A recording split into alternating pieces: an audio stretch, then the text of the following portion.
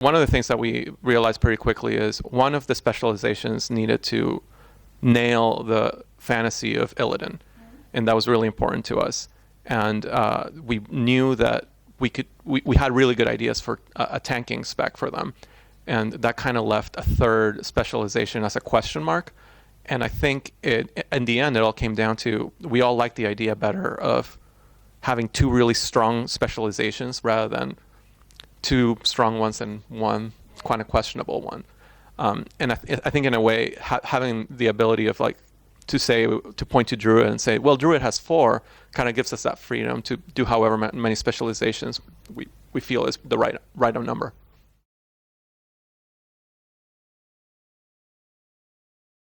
Yeah, I was just going to say, so Mages specifically, all 3 specs feel very distinct. And I think before our revamp, we had discussions about hey, if we could do it all over again, would it have made sense for Rogue, for example, to only have 2 specializations? But I think one of the things that we did with this last class revamp is to focus on the fantasy and really push things around to the point where it felt like they were very different. So you have things like Survival Hunter being melee and playing very different than the other 2 specs. So I think it has come up for discussion. I do think we're in a really good spot right now where all the specializations play very differently. I mean, certainly we debated a lot, but I think we also realized that our fans have gotten attached and they identify with not only the class that they have, but the spec within it. So we always end up talking ourselves out of changing it for that reason. We're afraid that some fans going to feel displaced as a result.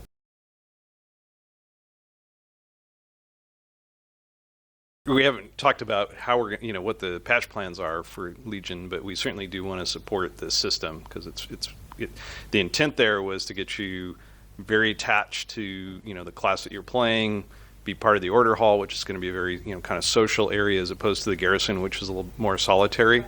And it's a great place for us to continue to develop content. It's really going to be up to Luis and the designers if they feel like that's an area that they want to flesh out more. Sure, and one part that I don't know that many fans realize just yet is that some of the stories do continue by way of the Order Hall, the Class Hall campaigns, where if I'm a subtlety rogue, I do my subtlety artifact acquisition quest, but then all rogues get a campaign of their own that a mage doesn't get to see and a Death Knight doesn't get to see, and they're all very class-focused stories. So if I'm a Death Knight, I get to raise the 4 new horsemen, or if I'm a shaman, I get to win the allegiance of all the elemental lords. And those are not all of them, but very many of the themes from the artifact stories are carried on later on in those campaigns.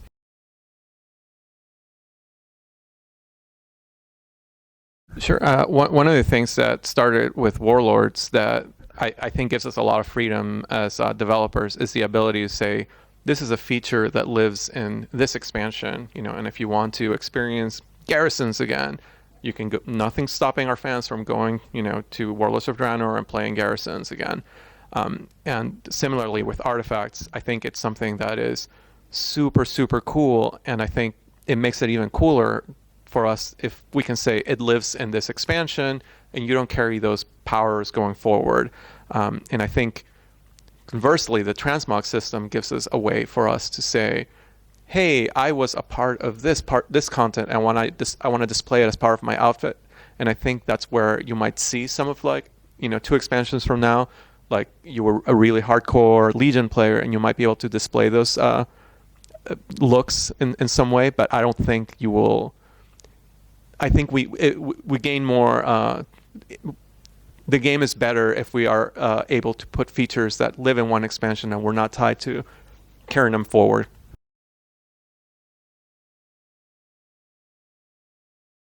We will always reserve the right to refine it, and if we want to bring it back in a later time because of the popularity of a feature.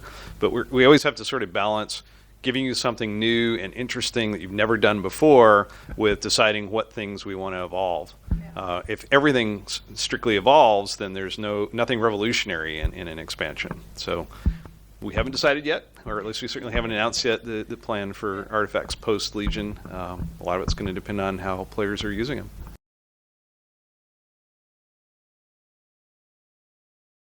Yeah, there's a catch-up mechanic for, let's say you power up your main artifact and then you play an alternate spec.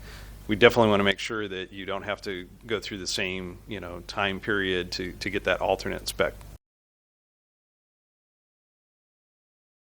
So we have a separate system called Artifact Knowledge, by which you have research in your class hall that you learn more about your artifact, and basically it acts as a multiplier.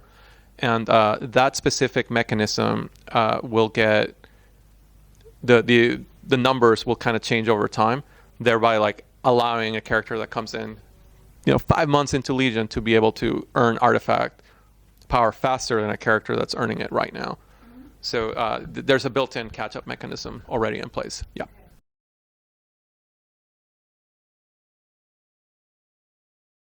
It's not required, but we recognize that a lot of our players also are friends on Facebook, and have kind of wanted a way to share their experiences and even discover.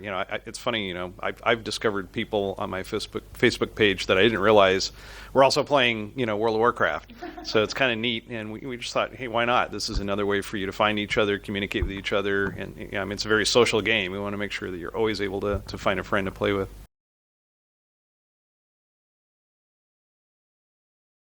Well, we recognize that dungeons are actually a really great activity for players. Not everybody raids, or not everybody jumps right into the raid. And we had some pretty cool dungeons in Warlords, but people move fairly quickly from dungeons into raiding. So we definitely we put a lot of love into the dungeons that we have now. We haven't talked yet about the plans for the future, but consider that dungeons is definitely something that we're going to support in a big way.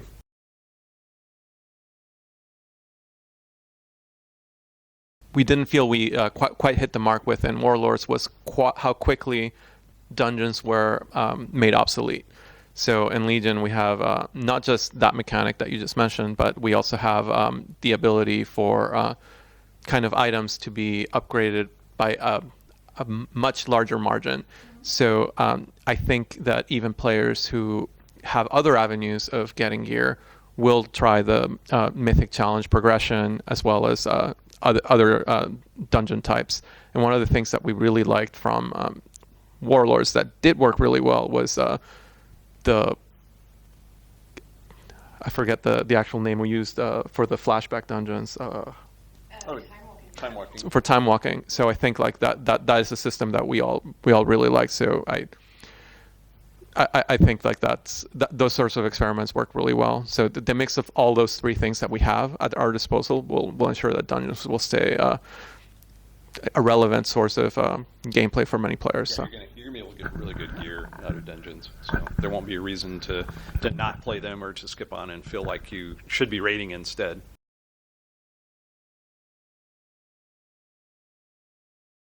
A lot of the scenarios themselves were actually scripted events. So we actually have a lot more content in Legion than we did, say, in Warlords and even in Mists of Pandaria.